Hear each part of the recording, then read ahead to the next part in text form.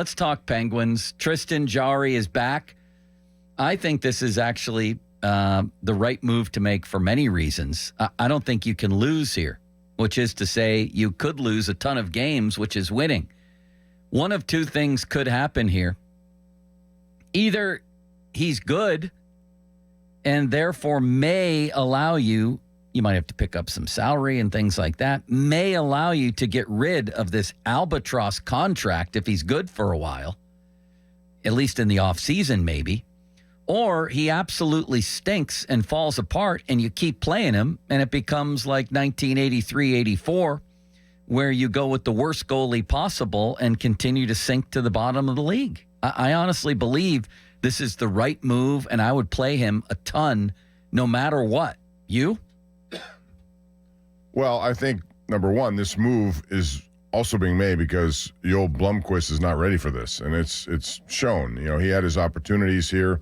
I think you don't want to get in his head too much. I think if he were playing really good hockey, you wouldn't have seen this move. So I think it's a combination. But because he is and because they are where they are, it makes sense. You have to try to do something here to either rejuvenate Jarry's stock so that maybe somebody is interested, and it may not be a great trade, but just to save some salary.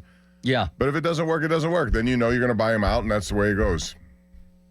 I mean, I don't think it would be a bad thing if he was horrible. Do you? No, but I think it would be interesting if he put it all together and became real hot. And that would go against what you want to see happen. But my point is... No. That would be 1A, in terms of best possible results, because then you might be able to trade him. Right, and somebody may be willing enough to partake in that trade, which is maybe not the case right now with Erik Karlsson, because what he did yesterday is going to hurt. If anyone would have been interested, still is interested. You know what he is, and you know what you're going to get from him. But he doubled down on what you're going to get from him yesterday, and it cost him a game. So the other side of that is Rickard Rakell. 28 goals now, 2 more yesterday. He's as hot as it gets. Will his stock ever be higher? No. So that's March obvious. 7th on Friday, we're going to find out a lot about where they think they are and where they think they're going. Man, I'll say. And with Rakell, I haven't heard a good argument yet for keeping him. I saw somebody put out there that Sid needs to keep this streak of point-per-game seasons going, which is a remarkable streak. But that's not a reason to cost yourself a potential first-round pick, which is what I think they're going to get for him. Listen, this is from The Athletic. You just go around the league to what some of these teams need. Even Utah, prediction, they'll acquire a top 6 forward. That's a prediction for someone who covers them. New Jersey Devils looking for a top 6 forward. Montreal Canadiens, they want to acquire a roster player with term. They have a long-term need at center, right defense, and perhaps a top 6 winger. Who else here? LA Kings, they are looking to add a scoring winger. This is the time. Rickard Rakell has been an every other year type of guy.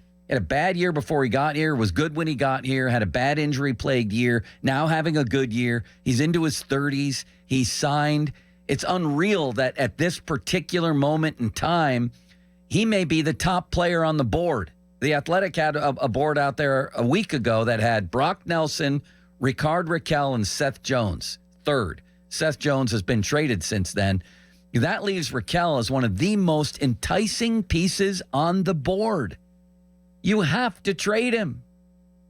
Yeah, you might get a better package in the offseason. Maybe. Who's to say he lasts until then? Like I always say here, Bob, there's a reason why guys are scratched right around the trade deadline in baseball and hockey because of the fear of injury. They would be derelict of duty not to trade him. So right if you now. see him in the lineup tomorrow against Colorado and then against Vegas playing on that top line, would you come away thinking that they're not going to trade him because therefore? Maybe. I would say certainly for the second. I would sit him in both games. I mean, he would be so obviously on the line right now on the trade block, I should say. But they're not making it obvious at all, and a lot of people who cover that team think they're going to keep him for the simple reason that Sid needs a winger. Why does Sid need a winger? I don't understand. They're not winning.